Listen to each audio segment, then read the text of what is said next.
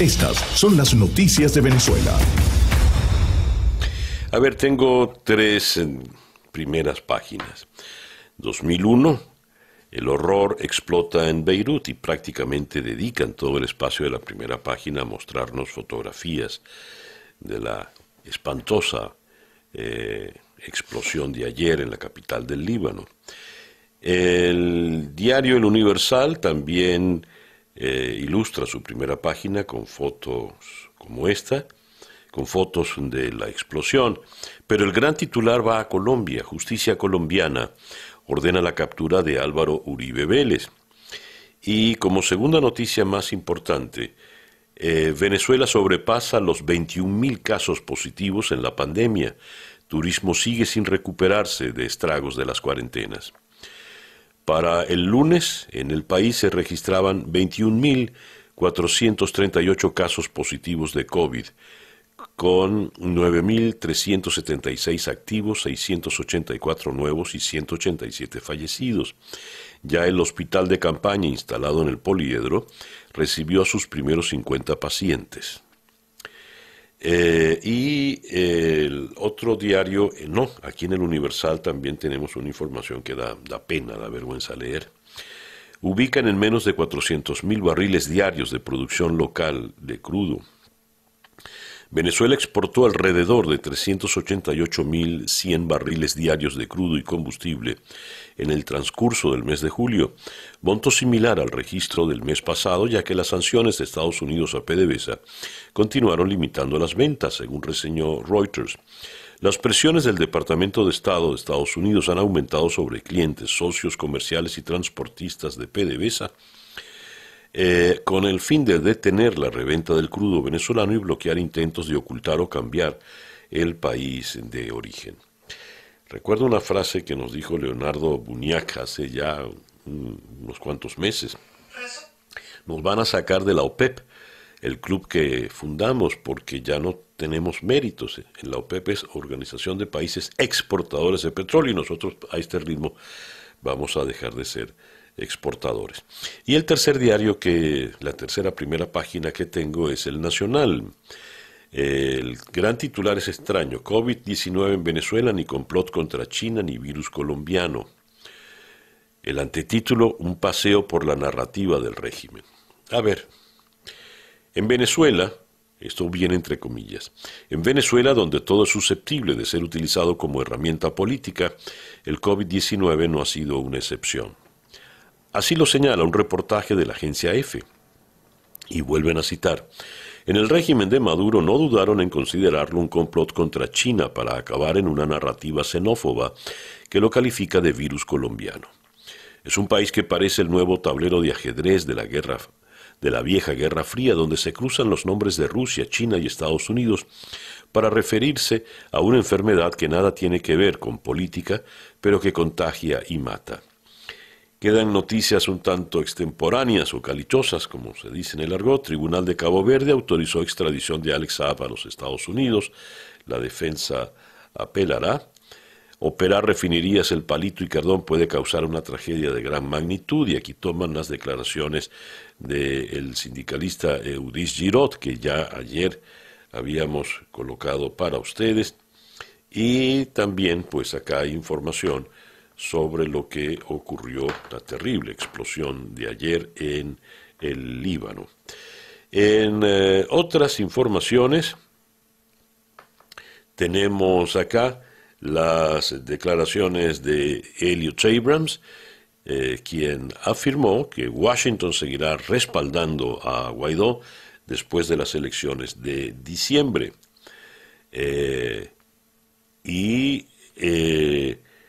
El Diario de las Américas en Miami asocia esta declaración, que creo que no debe tener mucho que ver una cosa con la otra, pero así lo hacen en este diario de Miami, asocian esta declaración con el ascenso a general en jefe de Néstor Reverol. Maduro otorga el máximo rango militar a Reverol, quien está sancionado por la Unión Europea y los Estados Unidos. El ascenso ocurre luego que Elliot Abrams diplomático de Estados Unidos para asuntos venezolanos, dijera que seguirán reconociendo a Juan Guaidó como presidente en el 2021. En otras informaciones de Venezuela, plantean usar fondos resguardados por la OFAC para comprar vacunas contra el COVID-19. Juan Carlos Velasco, diputado de la Asamblea Nacional por el Estado Zulia, planteó durante la sesión ordinaria de ayer, martes 4 de agosto, solicitar que parte de los fondos venezolanos protegidos por la OFAC sean destinados a comprar vacunas con el COVID-19 para el país. El también médico resaltó que la Universidad de Oxford en Inglaterra, junto con la farmacéutica estadounidense Moderna, han hecho avances importantes en el desarrollo de una vacuna contra el coronavirus y consideró que es importante que Venezuela cuente con ella apenas esté disponible y aprobada. Y cuestionó la reciente designación de Antonio Potro Álvarez como director del Hospital Intermedio para Pacientes en el Poliedro de Caracas. Dijo el diputado, el doctor Velasco: es bochornoso e irresponsable ese acto del usurpador al realizar esa designación y encomendar en sus manos la salud del pueblo venezolano. Esta no puede ser calificada menos que rocambolesca. Solo la indolencia de Maduro le permite ofender la inteligencia y la dignidad del pueblo venezolano. Para mañana jueves está previsto el juicio contra los 6 exdirectivos de Citgo. Otra de Bill Richardson, se preguntan en efecto Cocuyo.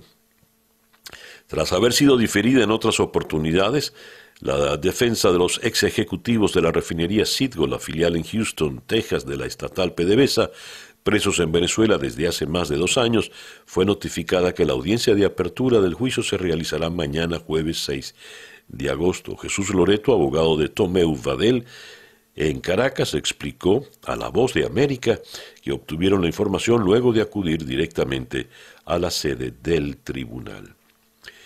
Y tenemos en otras informaciones relacionadas con Venezuela, Fedeagro dice: es una vergüenza que Maduro importe los alimentos para los CLAP en detrimento de la producción nacional. Las declaraciones son de Achilles Hopkins, el presidente de Fedeagro, quien afirma el plan de relanzar el programa de CLAP con la participación de empresas y productos venezolanos fue puesta en duda por Achilles Hopkins, quien opinó que esa es una tarea cuesta arriba, pues en la actualidad hay déficit en todos los rubros alimenticios. Nuestra producción agropecuaria tiene 10 años en caída sostenida. Y finalmente, en Analítica destacan unas declaraciones de Juan Guaidó, quien afirma: validar la farsa electoral beneficia a la dictadura. El presidente encargado indicó que en los próximos días se darán pasos importantes relacionados a la movilización e instó a hacer valer la mayoría aún en medio de la pandemia. Noticias de Latinoamérica. Ayer, 4 de agosto, el presidente de Colombia, Iván Duque, ofreció una entrevista por Caracol Radio al periodista Gustavo Gómez a las 6 de la mañana, y el personal de prensa del Palacio de Nariño compartió parte de este material que nosotros vamos a compartir con ustedes. Frente a la pregunta, ¿las relaciones que tenemos hoy en día con Venezuela y con Cuba están mal o es que el gobierno quiere que estén así? Y el presidente Iván Duque respondió: ¿estén así? A ver, esa también me encanta que usted me haga esa pregunta, porque todo hay que ponerlo en contexto. Yo recuerdo que muchas personas decían: es que Duque llegó a romper las relaciones con Venezuela, y mire lo que ha hecho Duque, y Duque está peleando con Maduro, y esos caprichos de Duque. No, aquí no hay caprichos de Duque, aquí no hay posiciones de carácter unilateral ni personal. Yo empiezo por lo siguiente. Cuando yo llegué a la presidencia en el mes de agosto, ya para ese momento el gobierno de mi antecesor, Gustavo, había dicho que no reconocía los resultados de las últimas elecciones, que fueron las elecciones robadas por Nicolás Maduro. Lo hizo el gobierno de mi antecesor no solo, no unilateral, lo hizo al unísono con más de 20 países. Así de claro. Entonces nosotros llegamos y nos habíamos encontrado con esa situación. Pero aparte de eso, cuando yo tomo posesión, en ese momento Colombia no tiene embajador en Caracas desde hace más de 10 meses. Entre otras cosas, usted recordará un escenario dantesco, vergonzoso, atrabiliario, que fue cuando Maduro expulsó a los colombianos de Venezuela a las patadas y a muchos les marcó las casas. Y yo era senador de la República, vocero de mi partido, y respaldé al gobierno que tenía Colombia en la defensa de la soberanía nacional y del interés nacional.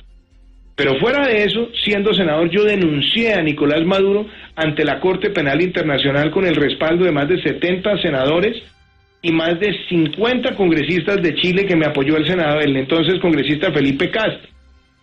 Y dije cuando llegué a la presidencia, nosotros tenemos claro que no vamos a reconocer ese gobierno manteniendo esa política de Estado, pero además en un entorno multilateral, porque el Grupo de Lima se crea en el 2017, si mal no recuerdo, y el Grupo de Lima ha operado ahí con un criterio multilateral. ¿Y después qué ocurre?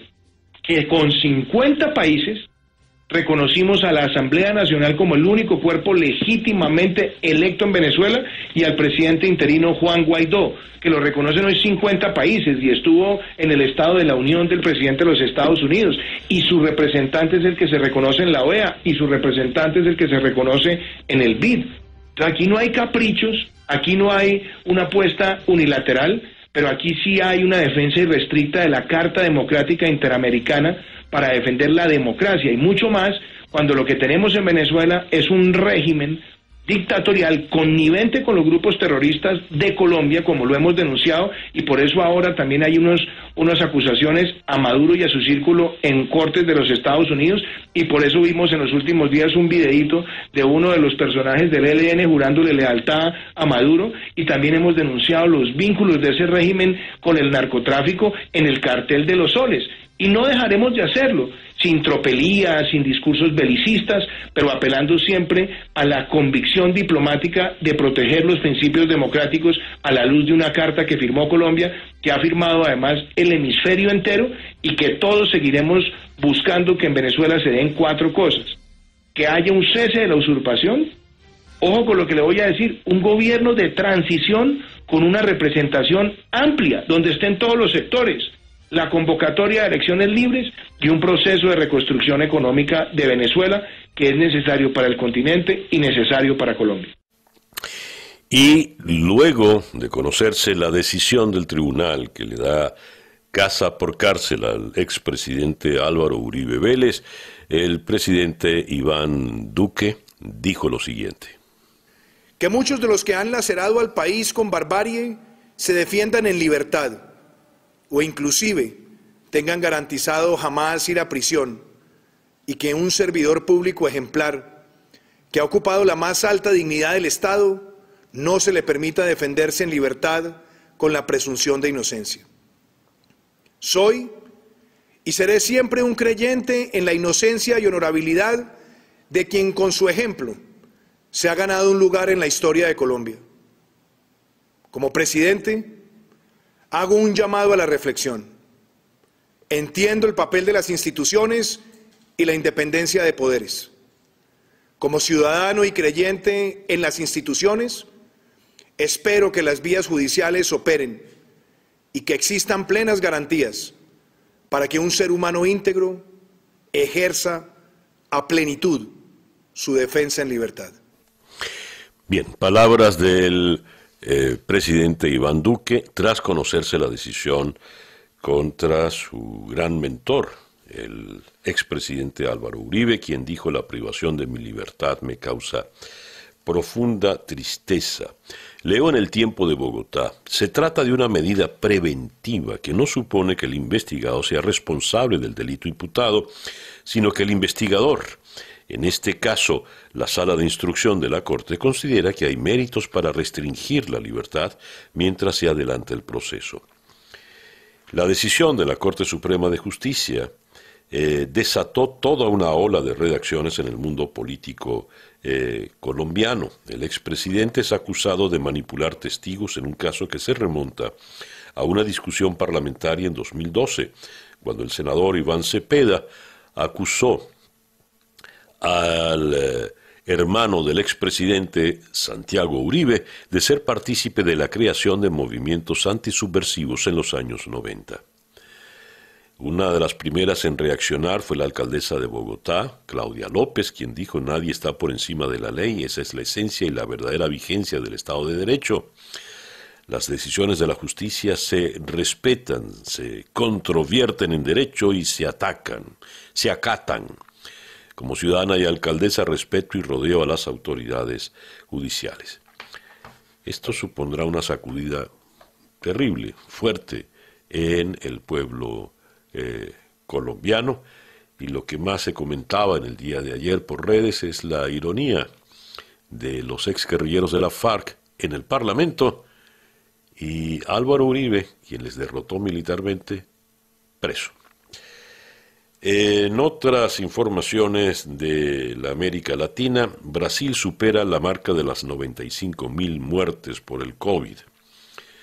95.819 fallecimientos y estamos hablando de 2.801.921 infecciones. Viven ahora en el dilema de reabrir o no las escuelas ante una pandemia que no cesa. En otras informaciones tenemos acá: el presidente de México busca recuperar pleno dominio público en crudo y electricidad. López Obrador considera que los órganos reguladores del sector energético del país deben participar en la nueva política económica y del sector y sumar esfuerzos con su gobierno para recuperar el pleno dominio público de las industrias petrolera y eléctrica nacionales. Clarín, en Buenos Aires: alivio con el acuerdo por la baja, aquí dice,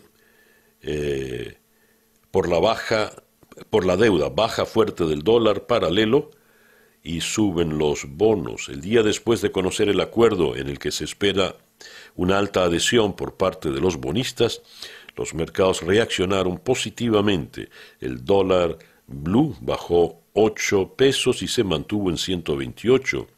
El riesgo país cayó 7,6% en 2 días y está en 2.111 puntos, y los bonos en dólares treparon hasta 7% en el mismo lapso. El presidente explicó por qué, habiendo sostenido que la oferta no se modificaba, volvió a cambiarla, y dijo que tanto Cristina Kirchner como Roberto Lavagna lo impulsaron a tomar esa decisión para evitar el default. El acuerdo fue celebrado hasta por los economistas de Macri. Reconoce pues que la señora Cristina tuvo influencia en él. El comercio en Lima: más de 20.000 muertos por el COVID-19 y el Congreso abre otra crisis. Dice el presidente Vizcarra: para la mayoría de nuestros representantes los intereses particulares priman sobre los de la nación. Esto porque el Congreso no le ha aceptado el gabinete presentado. El Excelsior: en Ciudad de México los colegios perderían el 40% de sus alumnos. Padres de familia piden al gobierno dar facilidades fiscales a las escuelas privadas para que resistan la pandemia. 800.000 estudiantes migrarían al sistema público, ya de por sí completamente saturado. Escuchas Día a Día con César Miguel Rondón. Nuestra agenda para el día de hoy, miércoles 5 de agosto. Vamos a comenzar en Jerusalén conversando con Gabriel Ventasgal, especialista en el Medio Oriente, especialista en terrorismo, y vamos a preguntarle con él vamos a abordar lo de la explosión en Beirut. De Jerusalén venimos a Caracas para conversar con el economista José Manuel Puente. Comenzó el segundo semestre del año y la economía venezolana, que ya venía golpeada, se ha visto más impactada producto de la pandemia. ¿Qué podemos esperar para el resto del año? De Caracas vamos a ir a Washington para analizar la situación política y electoral con el corresponsal del diario El Mundo en Washington, Pablo Pardo. De Washington vamos a Bogotá para conversar con Jaime Granados. Jaime Granados es el abogado del expresidente Álvaro Uribe Vélez. De Bogotá, volvemos a Caracas para conversar con Alberto Butó, coordinador del posgrado en Ciencia Política y director del Centro Latinoamericano de Estudios de Seguridad de la Universidad Simón Bolívar.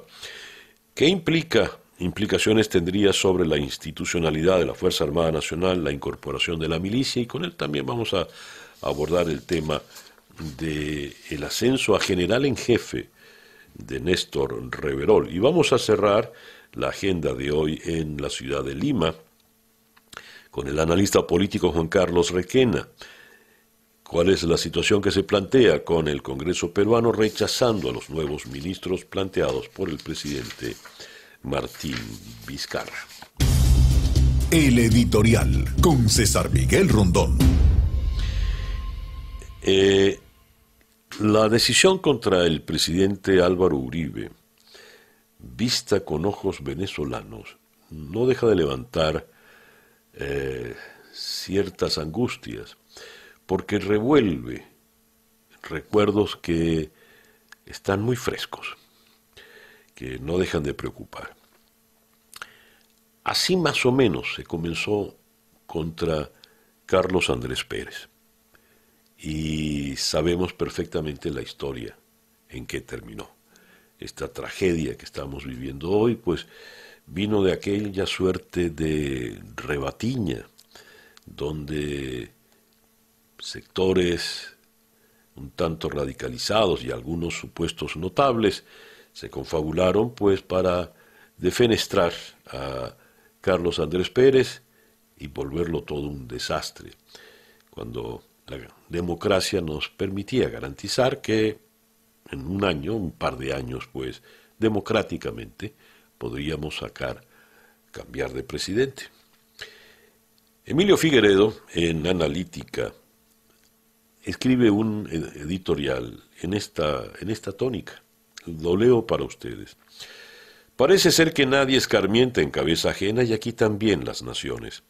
Lo que está sucediendo en Colombia tiene un extraño parecido con lo ocurrido en Venezuela, cuando por jugarretas políticas enjuiciaron al presidente Carlos Andrés Pérez y lo destituyeron. Muchos factores estuvieron implicados en ese golpe de Estado judicial y las consecuencias de ese bárbaro acto todos las conocemos y las estamos viviendo. 20 años de destrucción de lo que un día fue una nación próspera.